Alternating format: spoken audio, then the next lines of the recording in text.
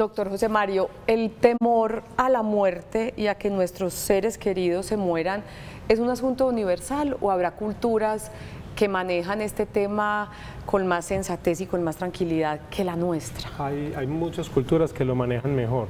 En general las culturas orientales, pero también incluso históricamente en el mundo, hay algunas culturas indígenas o muy poquitas, pero las hay, que en la muerte es una gran celebración, porque todos tienen claro que es el fin de un proceso normal, que es lo natural, todos se preparan desde niños para eso, e incluso saben que, digamos, que su ser querido va a trascender, entonces los va a acompañar de alguna manera, y saben también que la muerte debe ser como la gran recicladora, o sea, como qué tal este mundo sin la muerte, o sea, cómo haríamos para renovar un montón de procesos en este mundo sin la muerte. Entonces ellos celebran la muerte como la gran recicladora, como la gran, digamos, la que da la oportunidad de que las vidas se puedan seguir, digamos, multiplicando y de que el mundo pueda seguir evolucionando, y eso es realmente una celebración, es un momento de alegría, muy poquitas en la historia del mundo, pero las hay.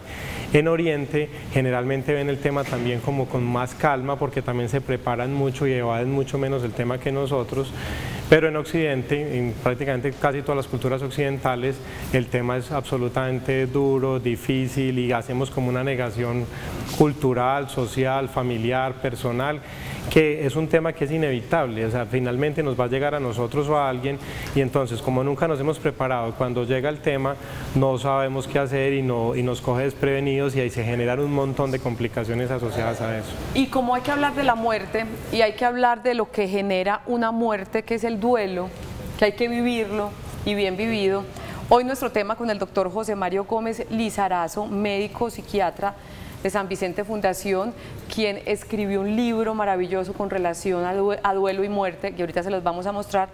Va a estar hablando con nosotros un rato, más adelante estará con nosotros una médica experta en VIH, quien nos va a estar hablando del duelo con relación a enfermedades crónicas. Tendremos testimonio, tendremos un programa muy nutrido para que hablemos en voz alta de un tema, como bien lo decía el doctor José Mario, al que evadimos, al que le tenemos miedo, pero como decían las abuelas, lo único cierto es la muerte. O sea, lo único que tenemos asegurado en esta vida después de nacer es la muerte, y por eso deberíamos verla de otra manera. Doctor José Mario Gómez Lizarazo, médico psiquiatra, profesor, cuéntanos un poquito de su historia. Bueno, gracias. Yo soy médico de la Bolivariana, psiquiatra de la Universidad de Antioquia. También fui miembro investigador del Grupo de Neurociencias de Antioquia, de la Universidad de Antioquia, profesor de psiquiatría, principalmente de adicciones en la Universidad de Antioquia y en el CES, en el pregrado y en los posgrados de toxicología y de psiquiatría. También trabajo en psiquiatría de enlace con el Hospital San Vicente, y ahorita coordino el grupo de adicciones del Hospital San Vicente. También tengo un consultorio particular, y siempre ha sido como el tema de la muerte un interés para mí, incluso desde que empecé a estudiar medicina, y asociado lógicamente a la muerte está todo el tema del duelo, que es como la reacción, digamos, espontánea frente al tema de la muerte. Adelante, doctor. Pasemos. Gracias. Entonces, doctor, el duelo, todo el mundo tiende a vivirlo de una manera similar. Nos hablan de unos pasos, de unas etapas del duelo, o hay muchas diferentes maneras de asumir ese duelo, esa etapa posterior a la pérdida de un ser querido. En mi experiencia, digamos, en lo que yo lo he manejado y lo he visto en muchos pacientes, yo llevo 15 años como psiquiatra y 22 años como médico. Lo que he visto es que estos temas de las etapas a veces pueden ser como alguna directriz o alguna guía que en algo pueden ayudar, pero yo he visto que prácticamente en ningún caso realmente se cumplen totalmente, o en muy poquitos casos, digámoslo así, porque realmente encasillar un tema tan complejo como en un esquema, una receta de cocina, paso por paso, y en mi concepto no es posible, y depende de muchísimos factores que uno, digamos, esté en un tema o que avance en una etapa o en otra, depende de muchísimos factores, entonces es muy complejo. Hay gente incluso que en esas, ya que han llamado etapas, empieza por la última, o solamente hay gente que ha mencionado 4 etapas, 5 etapas, 7 etapas, hay gente que empieza solamente hace 3, hace 2, entonces no hay una fórmula como mágica frente al tema, pero sí hay algunas recomendaciones que sí pueden ser útiles para la mayoría de las personas. Nuestra línea de WhatsApp, ustedes yo creo que ya se la saben, es el 305-316-6560. Nuestro tema de hoy en Sana que Sana es nuestra salud emocional y que no crea, también redunda en la salud física. Este tema de un duelo bien vivido, si se le puede dar ese término, o un duelo mal vivido. 305-316-6560. Duelo por muerte, duelo por la muerte de un ser querido. Si usted está pasando por este momento, si usted tiene inquietudes sobre cómo ayudar a un familiar que está viviendo este momento, bienvenidas sus inquietudes y también sus aportes si ustedes han vivido momentos de duelo por pérdida de un ser querido y nos quieren contar cómo atravesaron ese momento que definitivamente es difícil, pero la idea es no quedarse ahí y la idea es seguir adelante. Mientras llegan sus inquietudes, vamos con esta primera pregunta para el doctor José Mario Gómez Lizarazo, médico psiquiatra. Veamos. Mi nombre es Germán. ¿Por qué hay personas que viven más tranquilamente un duelo que otras? Y es verdad, yo he visto, hay personas que lo toman con más tranquilidad y no porque no hayan querido a su ser querido, valga la redundancia. ¿Qué nos puede decir de eso? Yo quisiera, pues, sobre ese tema decir que depende mucho como de la manera en que la persona se haya hecho la pregunta personalmente y en que la haya trabajado. Y de alguna manera también depende de la manera en que su cultura, su familia, si se quiere su religión o su filiación espiritual le ha permitido, digamos, tramitar y hacerse esas preguntas. En muchos casos, y la mayoría tristemente, es un tema totalmente evadido y negado. En la familia no hablan de eso, en los amigos no hablan de eso, en la cultura no hablan de eso, en la ciudad no hablan de eso, en las facultades de medicina, enfermería y psicología tampoco hablan de eso, ni siquiera en los posgrados de psiquiatría se habla de eso. Entonces, cuando se niega totalmente el tema y la persona no ha buscado y no ha reflexionado el tema, la muerte que inevitablemente va a llegar, la propia muerte, o cuando hay casos de enfermedad o enfermedad terminal o la de un ser querido, lo coge a uno totalmente desprevenido, como totalmente en pañales, sin tener ni idea cómo afrontarlo, no sabe de dónde pegarse, y es en ese momento de plena crisis cuando trata de pegarse de cualquier cosa, y generalmente es cuando más sufre.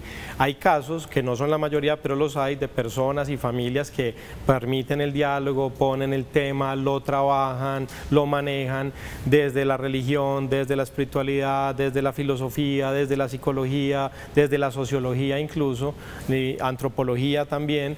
Entonces, entre más se haya trabajado el tema, más se haya pensado y uno tenga como más avanzado el tema, yo diría que totalmente resuelto es casi imposible tener el tema, pero uno sí puede avanzar en el tema. Entre más haya profundizado y avanzado el tema, le va mucho mejor. O sea, de alguna manera incluso la muerte termina siendo algo sereno y termina siendo un proceso vital natural en que la persona no es que la desee, pero la acepta con mucha serenidad.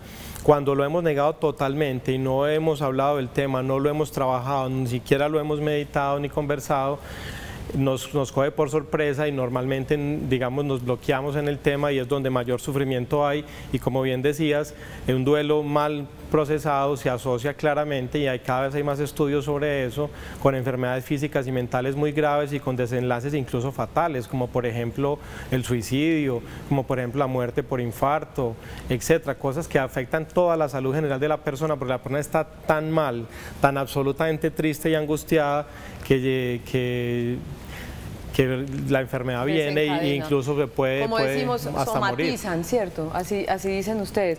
Doctor, desde su experiencia, ¿es más doloroso una muerte anunciada, un paciente que tiene enfermedad crónica, que yo sé que mi esposo, mi familiar, ya incluso los médicos me lo han dicho, o una muerte súbita?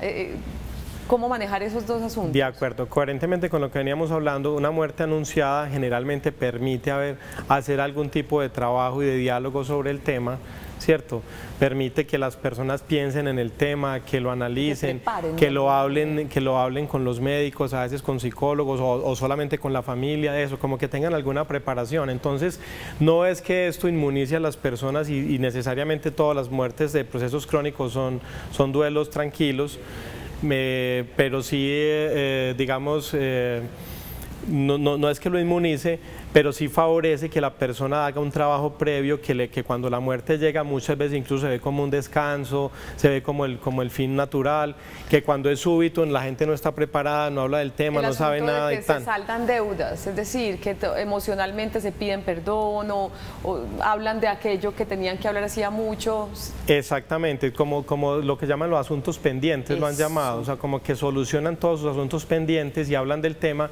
Pero también hay que decirlo, quisiera decirlo también, que en mi experiencia hay incluso personas que aún en un proceso terminal hacen una negación absoluta del tema, o sea, ya los médicos y todo el mundo, y él mismo se ha visto que ya está en las últimas, digámoslo así, pero no quiere hablar del tema, y si la familia va a hablar lo niega y se cierra en rotundo. Entonces esto de todas maneras no es garantía, como yo decía al principio, no hay una garantía absoluta en nada de esto, porque es un tema demasiado duro y complejo, pero sí hay cosas que favorecen o complican un duelo. Perfecto. Pues, ¿quién es mejor que las personas que han vivido un duelo y a quienes les ha cambiado la vida totalmente a raíz de la muerte de un ser querido, que nos puedan enseñar sobre cómo afrontar y cómo vivir de la manera adecuada este proceso? Hoy nuestro tema es duelo por muerte, cómo elaborar de una manera sana un duelo por la pérdida de un ser querido sin que haya consecuencias como las que nos contaba el doctor José Mario. Hoy tenemos nuestra sección Historias de Vida.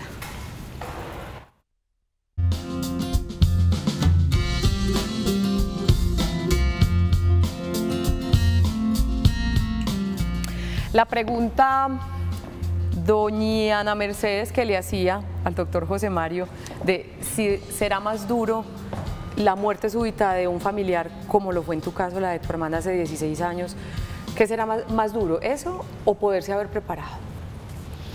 Yo digo que es como cuando uno le tienen que poner una bolsa de suero y o te la ponen a chorro o te la ponen a gotas, exacto. Entonces, cuando uno tiene una persona enferma, porque también se me murió mi tío, que era como mi segundo papá, él muere de insuficiencia renal, él dura 3 años en diálisis peritoneal y ya al final nosotros estábamos realmente pidiendo que no más, pues que realmente su vida... ¿Y él mismo, supongo? No, él no, pero nosotros como familia sí veíamos que ya al final sus condiciones de vida fueron muy malas, la diabetes lo había acabado todo, entonces tenía una lesión cerebral, entonces ya no veía por un ojo, entonces nos hizo una gangrena gaseosa, entonces ya sufría, le dolía que uno lo tocara, que uno lo mirara, era muy doloroso. Entonces yo vi esa experiencia, tuve la oportunidad de cuidar a mi tío unos días y apoyar así a la familia y vivir además la experiencia de otras muertes súbitas como la de mi hermana, mi cuñado, la de mi abuela, otras, y sencillamente la cuota de dolor se reparte. Cuando yo tengo una persona enferma, esa cuota de dolor se reparte y tú tienes tiempo de agotar ese dolor, ese apego más bien, que es lo que generalmente nos genera dolor, agotarlo en el transcurso de la enfermedad. Pero cuando tú tienes una muerte súbita, muy dramática o muy violenta o joven, ¿cierto? O de un niño, pues es más impactante. Mi hermana murió, mi hermana y mi cuñado tenían 29 y 31 años, estaban en la flor de su vida con sus hijos pequeños y con todo el éxito al frente y mueren de una manera abrupta. No se las he presentado a los televidentes. Ella es Ana Mercedes Mejía. Presénteme usted al caballero que tiene a la derecha. Este es mi esposo, Walter Agudelo Ceballos. Y yo, sin conocerlo, diría que qué hombre tan generoso, porque sí, la historia es así. La hermana y el cuñado de Ana Mercedes fallecen hace 16 años en un accidente y cuando mueren tenían 4 hijos pequeños. ¿De qué edades eran? De ellos tenían 4 hijos, de 10, de 4, 2 y 1 año. Entonces, además del duelo, de esa pérdida de su hermana, de su familiar, deciden adoptar a esos 4 chiquitos. Ya ven por qué digo que Walter es muy generoso. Sí. ¿Cómo fue ese proceso, don Walter? A ver, ese proceso no empieza con la muerte de Claudia y Rafa. Ese proceso empieza con yo darme cuenta que no puedo ser padre biológico, porque yo tengo una génesis del conducto deferente. O sea, ¿cómo lo autocalifiqué yo? Yo tengo vasectomía congénita. Ok, de nacimiento. Entonces, estábamos nosotros en ese proceso de hacer incluso inseminación por banco de semen y a los 5 días de hacer la cita para nosotros empezar ese proceso, mueren Rafael y Claudia. Entonces nos llaman desde donde ellos viven, desde Bolivia, y nos dicen que Rafael y Claudia han muerto. Ana me dice, yo me quiero quedar con los niños. Yo le dije, listo, esos son mis hijos. ¿Por qué digo que el proceso viene desde antes? Porque hubo una particularidad, nosotros éramos muy cercanos y curiosamente yo conocí a Julián David, el hijo mayor, primero que Ana, que es la tía, siendo nosotros novios. ¿Cómo le parece? Y enseguida yo acompañé a Rafael y a Claudia en el proceso del parto de Daniel, de Laura y de Viviana. Siempre estaba con ellos. Una serie de diosidencias, como decimos aquí en Televid. Sí. Ana, ¿y cómo fue manejar el proceso de muerte súbita, de ese shock de que perdiste a tu hermana y a tu querido cuñado? Paralelamente, tener ese dolor y de estar pensando en soluciones para tus 4 sobrinos. ¿Cómo manejaron eso? Por Dios, un carrusel de emociones muy complicado, me imagino. No solamente es un carrusel de emociones, sino que pues por un lado va tu duelo personal como adulto, ¿cierto? Yo había perdido a mi hermana, perdí mi cuñado, que era el único cuñado que tenía, y perdí mi compañera de vida, con la que yo me imaginaba viéndome viejita, las dos chuchumequeando, saliendo por ahí, y eso yo ya no lo iba a volver a tener. Entonces, no solamente es lo que se pierde con una hermana, sino lo que se perdía en la expectativa de vida. Entonces, yo estaba viviendo mi duelo personal de forma muy dura, pero quizás lo más difícil era ver el duelo de los niños. Ellos llegaron en muy malas condiciones, realmente fueron niños que les tocó un evento traumático muy fuerte, no solamente fue la muerte de su papá y su mamá, que es lo peor que a un niño pequeño le puede pasar, sino que además fue lo traumático del evento. Entonces, desde el principio, pues lo primero que nos dijimos es tenemos que buscar ayuda. Entonces yo tenía ya contactos porque estaba trabajando con pacientes terminales en ese momento. Ah, claro que son psicoterapeutas ambos. Sí, además. Entonces yo ya venía trabajando con pacientes terminales y yo venía teniendo mucho contacto y entrenándome en duelo. Entonces yo hice uso de todos los conocimientos que tenía, hice uso de todos los recursos y a los 15 días nosotros ya estábamos en proceso. Entonces lo primero que hicimos fue acudir a un proceso terapéutico integral, donde había psiquiatra, médico, psicólogo, y no éramos nosotros, sino que éramos toda la familia. Entonces íbamos Walter y yo y con todos los niños al proceso.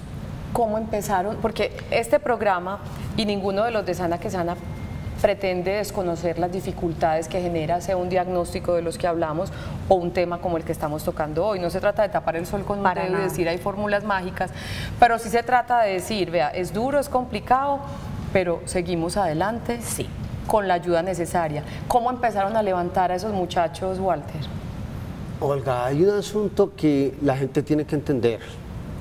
Nosotros podemos ser psicólogos, podemos ser especialistas, podemos trabajar con duelo.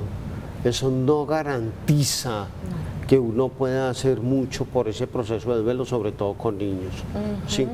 Entonces ha sido complicado arrancar con los chicos, tener 4 chicos en shock y empezaron a decir, bueno, ¿y ahora qué voy a hacer? Ahí fue donde arrancamos, con todos los contactos y con lo que conocíamos. Aquí lo primero que hay que hacer es, hagamos un proceso de duelo, pero arrancamos con el proceso de los niños en un proceso terapéutico grupal con niños.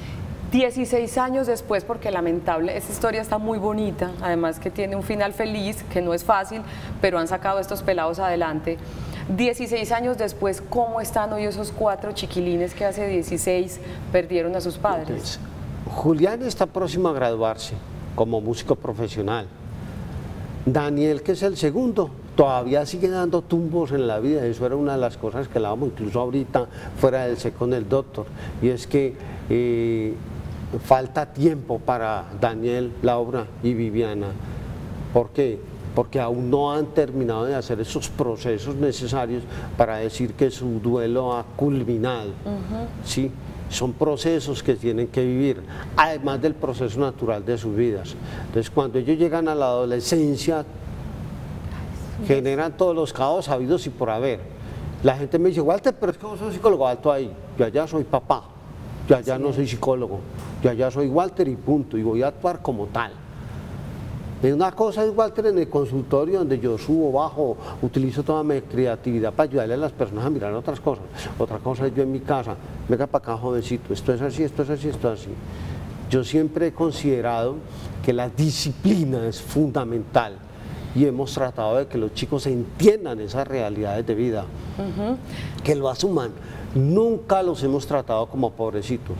Y en la medida de que algunas personas cercanas o lejanas intentan hacer eso, yo personalmente intervengo alto ahí. Ahí empezamos con las recomendaciones. ¿Qué recomendaciones? Este es un caso muy particular, pero en términos generales para el duelo por muerte. Desde la experiencia, vamos a hablar de Ana Mercedes, no la psicoterapeuta, y Walter no el psicoterapeuta, sino desde la persona. ¿Qué recomendaciones nos darían a todos nosotros para vivir ese proceso de duelo?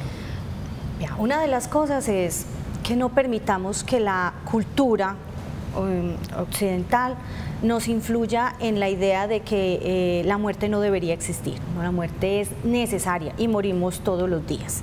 El nacimiento es una muerte, cumplir 15 es una muerte, casarse es una muerte, porque tú mueres a una cosa para que nazca otra.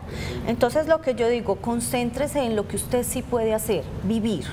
Entonces, la primera tarea que yo descubrí que tenía que hacer era hacer mi propio duelo de la mejor manera posible. Una cosa era acompañarlos, estar ahí muy pendiente de sus necesidades, cumplir mi rol de mamá, pero realmente yo entendí que si yo no me sanaba, que si yo no aliviaba mi dolor, yo no iba a ser capaz de soportar, o sea, de darle un buen soporte al proceso de duelo de los muchachos. Es lo primero que yo entendí. Segundo, que entendí que el duelo va al ritmo que cada uno le pone. Entonces Julián ha sido un chico que nos facilitó el proceso. Tuvo momentos muy difíciles, pasamos por cosas muy duras con él, pero se dejó ayudar, se dejó guiar, se dejó orientar y él mismo hizo su ritual de cierre en la relación con su papá y su mamá. Un día me dijo, yo tengo tantos años, ya hace tanto que mi papá y mi mamá se murieron, yo quiero hacer un ritual de despedida. Claro, tenía 10 años, aunque estuvimos en el velorio y en el entierro y todo eso y los novenarios, no es lo mismo para un niño de 10 años que para un hombre ya de adulto decir, yo quiero hacer un cierre de algo que viví. Entonces lo acompañamos, lo exploramos, cómo lo quieres hacer. Entonces es también cómo yo acompaño el proceso desde el otro, cómo lo vive y qué necesita en cada momento. Con Daniel ha sido otra historia, Daniel y Laura han sido ¿lo asumieron diferente? Entonces con ellos hemos tenido que tener otras estrategias, otras cosas, ingeniarnos otras maneras. Y con Viviana tuvo un duelo muy extraño porque los duelos de los niños tan pequeñitos, como ella pasó de los brazos de su mamá a los brazos míos, literal, ella siempre consideró que nosotros éramos sus papás, hasta que un día como que cayó en cuenta, dijo, porque hay otro papá y otra mamá, a pesar de que hablábamos de eso todos los días, que eso es otro, no lo niegue, no lo oculte, no lo tape, habla de eso, no hable llorando, hable de la vida, honre la vida, es que el otro vivió conmigo, es que siéntase orgulloso de que yo viví con mi hermana, siéntase orgullosos de sus papás. Entonces es como honro desde la historia, pero también honro viviendo de la mejor manera posible y haciendo la vida llena de calidad. Perfecto. ¿Sí? Llena de calidad, lleno esos espacios con lo que es natural, normal, con enriquecer la vida de otras maneras. Maravilloso mensaje. ¿Y Walter qué recomendaría? Yo veo algo muy interesante que le ha pasado a los chicos y es que nosotros nunca les hemos negado lo que es el proceso de muerte. Ni cuando murieron sus padres, ni cuando ha muerto mi padre o cuando han muerto los otros familiares. Incluso nunca los hemos dejado exentos de los rituales funerarios. Los rituales funerarios son fundamentales. ¿Yo qué digo? La muerte hace parte de la vida. Y como la muerte hace parte de la vida, hay que vivirla. No es escondiéndola, no es negándosela. Entonces yo me voy a morir también algún día. Lo que no sabemos es cuándo. En la medida en que nosotros hablemos desde la verdad, desde la realidad, yo creo que les podemos ayudar mucho a los niños. Y eso es lo que nosotros hemos tratado de hacer con Julián, con Daniel, con Laura y con Viviana. Incluso con otros familiares cuando ha habido un fallecimiento y hay un niño y entonces todo el mundo no sabe qué hacer con el niño. Por esto que nosotros hemos caminado, yo he cogido al niño, venga para acá, claro. Y enseguida después, venga, vaya, despídase de su abuela. Y el niño se queda como que, ¿yo lo puedo hacer? Claro, porque la muerte hace parte de la vida. Hablar de la muerte es hablar de la vida. Perfecto, ahí está el mensaje que nos quisieron compartir generosamente Ana Mercedes Mejía, Walter Acudelo Ceballos. Pues los felicito y adelante con esa labor tan bonita que tienen con esos muchachos y vea, se convierten ustedes en un grupo de apoyo de pronto para personas que hayan vivido situaciones similares. Gracias por venir este ratico a Sana que Sano y adelante con esos 4 muchachos. Muchas gracias a ti por invitar. Nosotros vamos a nuestra primera pausa. Hoy en Sana que Sana estamos hablando del duelo por la muerte de un ser querido. ¿Tiene usted inquietudes sobre cómo vivir ese proceso si en este momento tiene una circunstancia como estas? ¿Quiere usted ayudar a alguien a quien usted considera que está viviendo de una manera muy traumática el duelo? Las inquietudes las pueden escribir al 305-316-6560. Ya regresamos. Esto es Sana que Sana.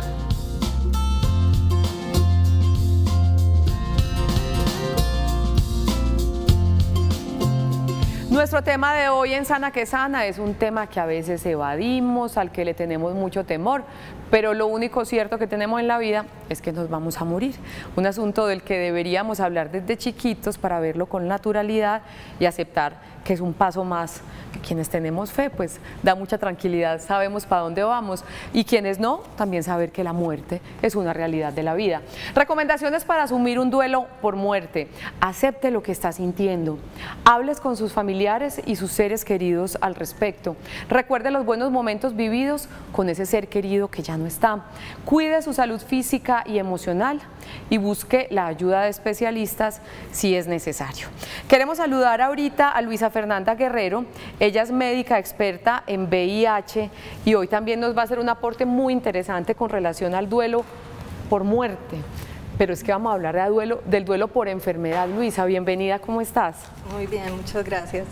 Perder la salud, tener un diagnóstico de una enfermedad crónica, también de alguna manera nos hace vivir un duelo, ¿es algo así?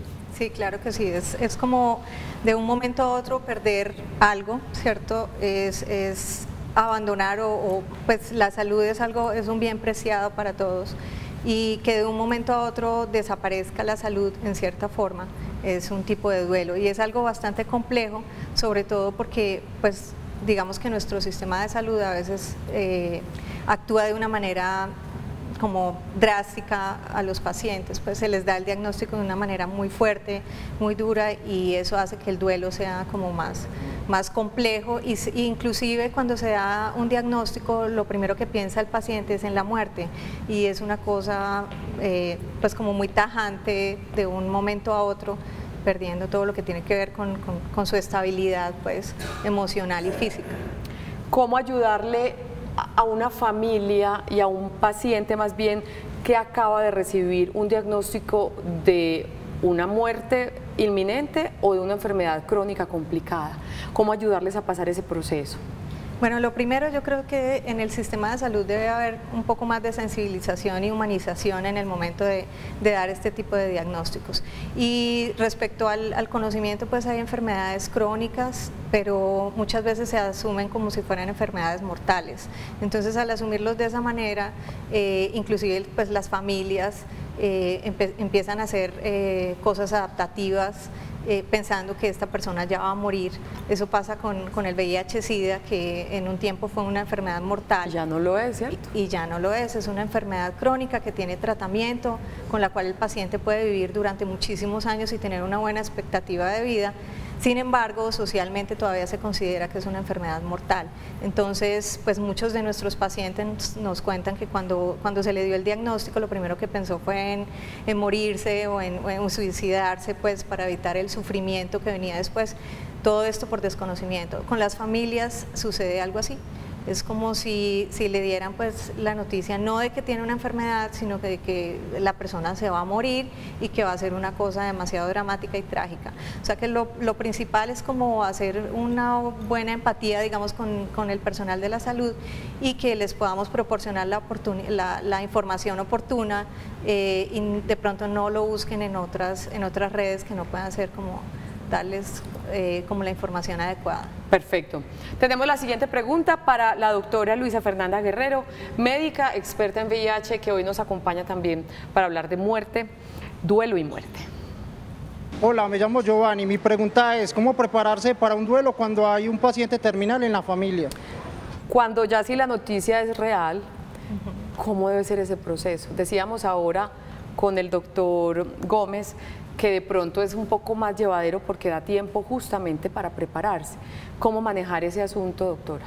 Bueno, lo primero es que cuando a nosotros nos están hablando de una enfermedad terminal, se empiezan a pasar como todas las etapas del duelo, ¿cierto? Empieza inclusive en la familia, pues las diferentes etapas, negación, rabia, y a veces la aceptación demora mucho tiempo en llegar, pero lo principal es que se empiece como un cierto proceso, lo que hablaban anteriormente, hablar del tema, que no se haga lo que llamamos la conspiración del silencio, y es que nadie puede hablar del tema o inclusive ni siquiera le dan el diagnóstico al paciente como tal, sino decide la familia no le vamos a decir nada, no le vamos a decir que se va a morir, y esta persona pierde su oportunidad de vivir ese proceso y de hacer pues como arreglar las cosas que necesita, porque la familia decidió que no le va a decir que se va a morir. Entonces, primero hablar del tema y hablarlo con el enfermo que está ahí. Digamos que tratarlo como si estuviera bien, sano, porque a veces lo que se piensa es él no va a entender, es que de pronto se va a infartar, se va a morir antes de tiempo si le decimos la verdad. Es muy importante hablar con la verdad, es darle la oportunidad a esa persona de que haga su proceso y que organice lo que necesita. Y hacer un trabajo en conjunto. Obviamente, pues buscar asesoría en el personal de la salud para que puedan hacer como todos los procesos y tengan cierta orientación, pues la parte psicológica, la parte médica. Y pues hay algo que sucede mucho en el personal de salud y es que nos da mucho miedo hablar de la muerte. Para nosotros también es complicado hablar de eso, hablar del tema de pues empezar como a desmitificar. Sí, como hablar de ese tema, porque para nosotros mismos es algo complejo. Muy pocos de nosotros hacemos un análisis primero de cuál es el sentido de la vida, ¿cierto? Porque cuando hablamos de muerte empezamos a pensar, entonces, ¿yo por qué estaba acá? Y también hacia dónde voy, qué es lo que va a pasar cuando yo me muera. Si no lo hacemos nosotros mismos, pues es mucho más difícil poderlo trabajar con el paciente. La invito a que nos vamos para Playa Alta. Estamos en Playa Baja, mentiras. Le presento al doctor, mentiras, ya voy a decirlo, son esposos. Y justamente el doctor tiene en la mano un libro.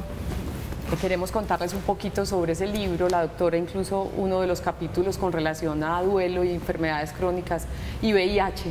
Tiene ahí un capítulo. Cuéntenos un poco sobre su libro antes de responder inquietudes de nuestros televidentes, doctor. Bueno, el libro es editado con el Hospital San Vicente Fundación, la editorial que se llama El Pulso, allá es donde lo pueden conseguir. También hay un video de lanzamiento del libro en Facebook, en la página del hospital, que lo pueden buscar, y es un video de 1 hora y 20 minutos que habla mucho sobre este tema y amplía el tema para los que estén interesados.